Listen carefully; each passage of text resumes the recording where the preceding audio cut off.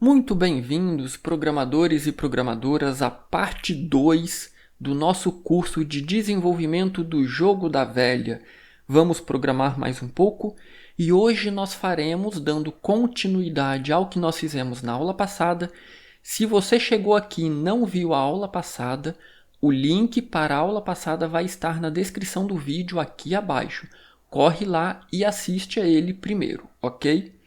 Dando continuidade a hoje, então, na parte 2, nós iremos desenvolver 3 funções que serão extremamente importantes. A primeira é uma função para verificar se cada posição da matriz possui um 0 ou um x, ou, como nós fizemos aqui, se possui um a. Por que nós precisamos de uma função para isso? Imagine que quando nós formos imprimir ou printar esse nosso tabuleiro do jogo, se tiver um x nessa posição, eu posso printar o x. Se tiver um 0, eu posso printar o 0.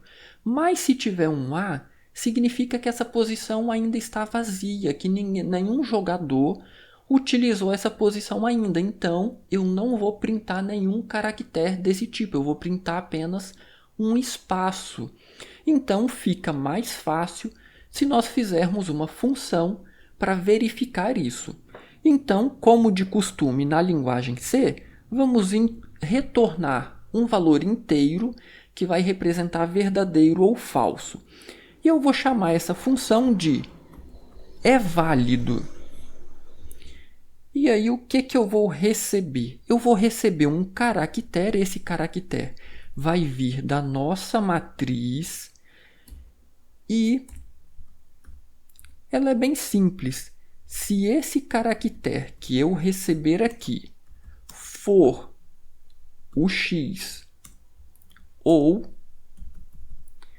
se ele for o caractere 0, percebam que eu estou colocando aspa dupla. Por quê? Se eu coloco aspa simples, desculpa, tudo que está entre aspas simples é um caractere. Se eu colocar aspa dupla, não vai funcionar, porque ele vai tentar comparar um caractere com uma string. Sempre que eu utilizo aspa dupla, significa que é uma string. Então, aspa simples com o caractere. Para o 0 precisa também. Se eu fizer isso aqui, ele vai tentar comparar um caractere com o número 0. E aí não vai funcionar. Eu não quero o número 0, eu quero o caractere 0. Então, se a letra que eu receber aqui como parâmetro for o x ou for o 0, eu vou retornar 1.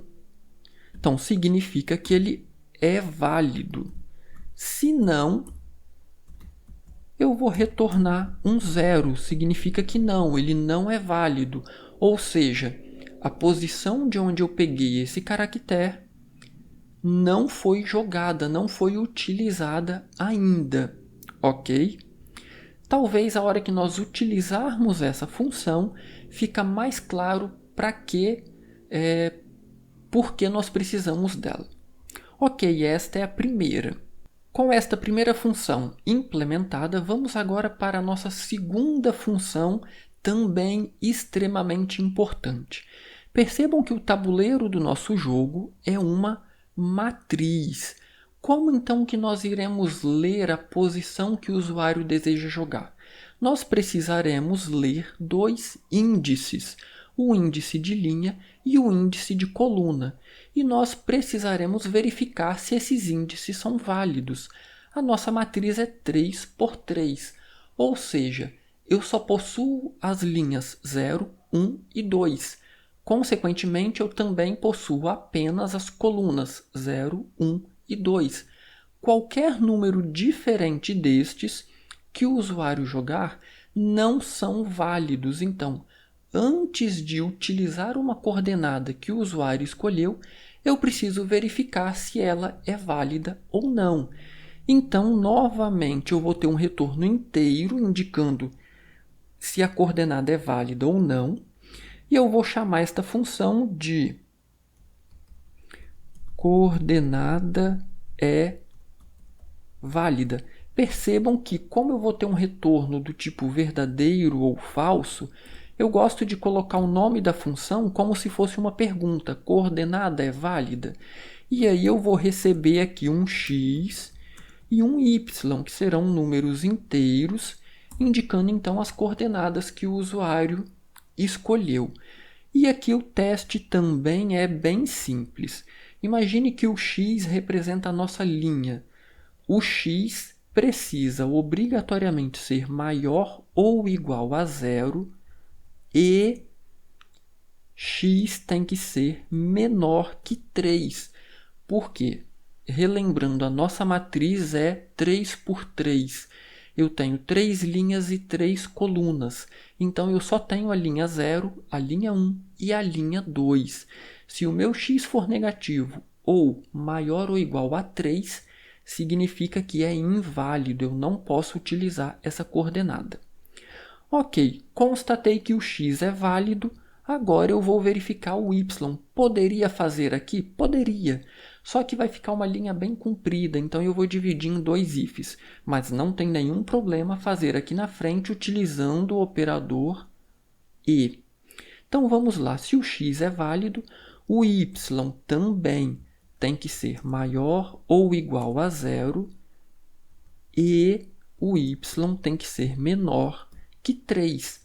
Então, se o y também for válido, eu vou retornar 1, verdadeiro.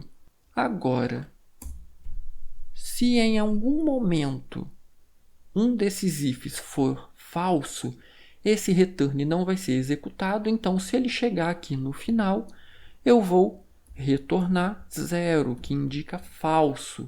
Ou o x ou o y não são válidos e eu preciso pedir para o usuário uma nova entrada. Vamos então para a terceira e última função que iremos implementar hoje. Imagine o seguinte, quando o usuário ou quando o jogador escolhe uma posição XY para jogar, antes de ir na matriz e colocar naquela posição um X ou um 0, nós precisamos verificar se ela é válida. Nós acabamos de fazer isso aqui, só que nós também precisamos verificar se ela está vazia. Ou seja, se ninguém jogou naquela posição ainda. Vamos então desenvolver esta terceira e última função da parte 2. O retorno também será inteiro e eu vou chamar esta função de posição vazia. Como eu mencionei, pode ser interpretado como uma pergunta. Posição vazia, vou receber uma coordenada x, y. E agora então vamos para o corpo da nossa função. Muito semelhante à anterior. O que nós vamos verificar aqui? Voltando aqui em cima, a nossa matriz se chama jogo. Então, supondo que eu já verifiquei que esse x e esse y são válidos com esta função aqui de cima, agora eu vou verificar se a minha matriz na posição x, y for diferente do caractere x e se a mesma posição x, y for diferente do caractere 0, o que significa? O jogador escolheu uma coordenada xy. Imagine que seja a posição 0, 1. Então, se a posição 0, 1 for diferente de x e for diferente de 0, significa que a posição está vazia. Então, eu vou retornar 1, que vai indicar verdadeiro. Caso contrário, vou retornar 0. Então, se a coordenada que o usuário digitou, se já tiver um x ou um 0, eu vou retornar 0, que vai indicar falso. Ela não está vazia. Mas, por outro lado, se não tiver um x naquela posição e não tiver um 0 naquela posição, significa então que ninguém jogou naquela posição ainda. Então, eu vou retornar um 1. Sim, ela está vazia. Ok? Pessoal, meus colegas programadores e programadoras, se ficou alguma dúvida dessas 3 funções que nós fizemos hoje, deixa nos comentários aí que eu terei o maior prazer em esclarecer, em ajudar a esclarecer qualquer dúvida que tenha ficado. Se você não curtiu nosso canal ainda, curta nosso canal, compartilhe aí nossos vídeos, ajude a gente a divulgar conhecimento. Um grande abraço e até o próximo. Não perca o nosso próximo vídeo com a parte 3, onde nós iremos desenvolver 4 funções para identificar a vitória de um dos jogadores. Um grande abraço e até a próxima!